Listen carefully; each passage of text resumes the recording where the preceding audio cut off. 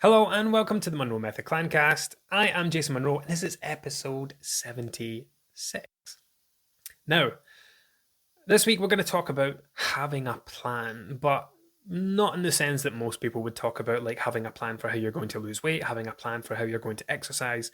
This is about having a plan for food. Let's rewind 4 years. Well, maybe not. I'll give you PTSD, but let's rewind. Let's rewind 4 years. Maybe I should give this a trigger warning. If thinking about COVID and lockdown and things upsets you, just don't listen to this one. But we're not going to talk about a lot. But let's rewind 4 years back to 2020. In fact, it's April just now. We were a couple of weeks into lockdown at this time, getting to grips with the idea that we were going to be stuck in our homes, thinking it was going to be over in just a couple of weeks and life would go back to normal. Lol. I was made homeless, had to live with my in-laws for 5 months while we waited on a new house being built because it was a week away from being built when they shut the building sites down. It was a pleasant time, wasn't it? But let's go back to 2020 when people went fucking mad with baking. People went nuts for baking during lockdown. And myself included. I had never baked in my life. I'd got a recipe book from a friend. She created her own recipe book, pastry chef, ex-pastry chef. Well, she's a pastry chef again. But I got her recipe book and I started churning out these recipes. Brownies, cookies, cakes, muffins, you name it, I was making it. Now, I work with a lot of people who like to bake, and I work with a lot of people who own businesses, who make cakes for people or make, what's the term for it? People that are quite like artsy fartsy with it. It's not boutique stuff, custom. I don't know. They're very good at making cakes, and they do a lot of tasting. They do a lot of testing. They have cakes around. They work ridiculously long hours. A close friend of mine used to bake cakes. She used to pull all-nighters doing these things. That can then lead to a lot of tiredness. They don't take very good care of themselves. They rarely stop for proper meal breaks.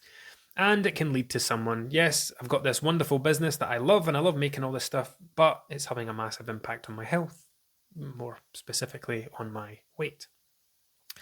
So, something that I spoke about recently with our members inside the Monroe Method, and it was about having a plan. And yes, if you want to bake, great. If you want to cook, great. But you need to have a plan for the food. Waking up one day and saying, I'm going to bake a cake today. That sounds like a great idea until you have this massive chocolate cake in your kitchen and it's only you and your partner that live in the house, or you, your partner, and a couple of kids, and you've baked this 9,000 calorie chocolate cake. Who's going to eat it all? And people don't think far enough ahead. It's just, oh, I really fancy baking today. There's no thought about the eating of it, anything else. It's just the enjoyment of cooking, of being in the kitchen. Like, some people love that. I love being in the kitchen. I'm the one that makes the dinner every night, since I work from home and my wife comes in later on. So I'm the guy that does the dinner every night, and I don't mind because I love cooking. So there are people who love doing this kind of stuff, and they'll wake up at the weekend and they'll go out to the supermarket. They'll get the ingredients. I'm going to bake a lovely chocolate cake today. Great. They do it. They spend a few hours doing it. It's been a nice experience for them. It's been relaxing. It's been enjoyable. But now, here we have this massive, let's say 10,000 calories, just to make the number nice and easy. This massive 10,000 calorie chocolate cake that they will now feel obliged to eat. Not all in the one go, but it's not going to stay nice, stay good forever. It's going to have to be eaten. You're going to end up eating it multiple times per day. Oh, I'll just have a slice with a cup of tea. Oh, we'll just have a slice tonight. Oh, we'll just have a slice tomorrow. And before you know it, you've consumed thousands and thousands of calories in cake on top of breakfast, lunch, dinner. And what started off as a really pleasant experience, as something enjoyable, as a hobby you wanted to keep up with, as something you wanted to do to occupy your free time at the weekend, has now turned into a negative thing because you've got this issue going on where you can't stop thinking about this cake. You're also someone that doesn't waste food. And the idea, it's one thing to put food that you've brought home from the shop in the bucket. Yes, you'll be a bit pissed off about it. Like, yes, I know. it's out of date, put it in the bin. It's a bit annoying because it cost £1. When you have poured your physical, like cakes are not cheap to make, but when you've poured your time and effort into making something with your own hands, you're not going to put that in the bucket. It's very difficult to then say, okay, I baked this thing, it took me hours and hours, half of it's left, let's just bin it. And this also applies to other stuff. So takeaways, for example. If you make a big meal and you've got lots of leftovers, having a plan is crucial. You know, when I was baking back in 2020, I jumped in the car and went round everybody's doorsteps. So we've got a group of friends that all live relatively close to one another.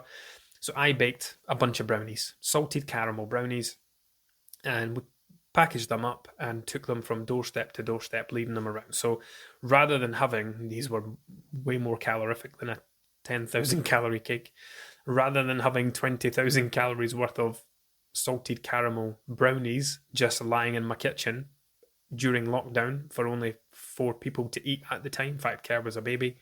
3 people to eat at the time. That's just ridiculous. And again, they're not going to keep forever. So I had a plan for them. Yes, I really want to bake. I'm going to bake today, but I'm going to deliver them around the doors. So we'll keep 4 here for us. The rest I'll take and I'll dump on some doorsteps and brighten up some people's days. So if you are someone that's going to bake, right? If you are someone who does this at the weekend, have a plan for your food. Yes, it's great that you've got that hobby. You enjoy it, you love it. It's working wonders for, you know, it's a cup that you fill. You know, I don't know if we spoke about this in the podcast episode, but if we talk about the 7 facets of health: physical, mental, emotional, financial, social. Maybe it's the 6 facets. What's the 6th one? Anyway, it's filling up one of those cups, right? It's filling something inside. I mean, one of the reasons that people use food in the way that they do is because they don't fill all those cups. They have an empty void inside of them because they're not getting something. They're not getting emotional connections, physical connections, mental connections. There's something empty and missing, and they're using food to fill that gap. Having things like hobbies, like baking, can help fill one of those cups. But at the same time, you're also leaving massive amounts of food around the house, and that's not ideal. So if you are someone that does bake, makes cakes, makes cookies, makes whatever at the weekends, it's something you do all the time, and you've got massive amounts of this stuff lying around, what's your plan for it? So this doesn't mean don't bake, doesn't mean don't cook, doesn't mean don't do the thing that you want to do, but before you start, have a plan for it, right? Who is this for? Who are you going to give it to? Is it for you? Is it for your partner? Is it for your family? And if it is, then is it realistic that you're going to get through all of this in a realistic timescale? Have a plan for it. And this comes, I bring this back to eating as well. We have a lot of leftovers. So we get Gusto 4 nights a week, and it's a box for a family of 4. My youngest, well, I've got 2 young boys, 9 and 5. And between them, they probably eat about an adult-sized portion. So there is almost always an adult-sized portion left over from Gusto. And I will always have a plan for it, right? It will either be, that will be my lunch tomorrow, or if it's something that I'm not massively enthusiastic about eating for a second day in a row, I'll go up to my father-in-law's with it, and it'll be his lunch the next again day. Or if it's something that can be frozen, I actually, yesterday for lunch, I had a bit of lasagna that was in the freezer. It will get frozen. So it's rather than having it lying out in a dish on the hob or in a bowl in a fridge, something that you're going to open and pick at constantly, something that you're going to think about because it's there, something that you've left out on a worktop. And this comes back to the takeaway situation as well, where people will order takeaways. I don't know what it's like in your house, but in my house and other people's houses where we've went to have takeaways, all the trays will get left out on a table. Everybody takes what they're having, and everybody goes away and sits down and eat, and all the trays are just left out. And when you're in those situations, more often than not, people will find themselves back in the kitchen. Like their plate's gone, their knife and fork's gone, but they're picking up a prawn cracker and loading some curry onto it. Or they're picking up some naan. I'm not going to say naan bread, because I've listened to a dramatic Instagram reel where naan is bread. So when you call it naan bread, you're calling it bread. You only call it naan. Picking up some naan and putting some curry on it, or eating extra slices of pizza and dipping them in that ridiculous Nando's Domino's garlic and herb dip, which is, honestly, look up the calories in that, it will blow your mind and ruin it for you. So people go back and they'll just keep picking. So when you're ordering a takeaway, is my wife, if I wasn't here, my wife would order ridiculous amounts of food, not because she wants to eat a ridiculous amount of food, because she's a grazer. It's not enough for her just to get chicken curry and rice. It has to be chicken curry, rice, portion of chips, prawn crackers, satay skewers. What's the other thing that she likes? Something else, because she likes to have a little bit of everything. But when you only like to have a little bit of everything, there's a lot of everything still left over. So just to have a plan for it. Yes, I want to buy all these things, but I'm only going to eat 50% of it. What am I going to do with the rest of it? And you can just kind of bring that into your decision to try and make some better choices. But this was a nice short episode today. I'm just trying to take some of my daily posts that I share in the group and expand on them a little bit. But ultimately, if you're going to bake, if you're going to get a takeaway, if you're going to cook a lot of food or make a lot of food, have a plan for it. Don't just do it because you want to do the thing, because you have to think about the consequences. Like, what's the result of this going to be? If I bake all of this stuff, I'm going to have a kitchen worktop with 30 cookies on it. Who's going to eat all of those? Where are they going to go? Who's going to have them? I'm probably not going to eat them unless I don't have a plan for them and I'm the only person left to eat them. So just be realistic. Have a plan. Make sure you know where all this stuff is going, who you're going to give it to. Is it something you can freeze? Have a plan for it.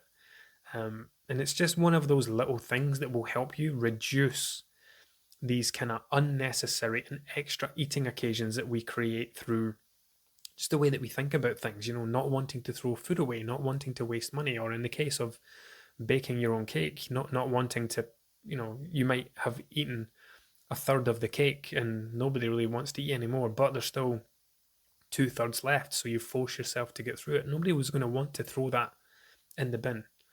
So have a plan, and it's just, like I say, it's just one of those little.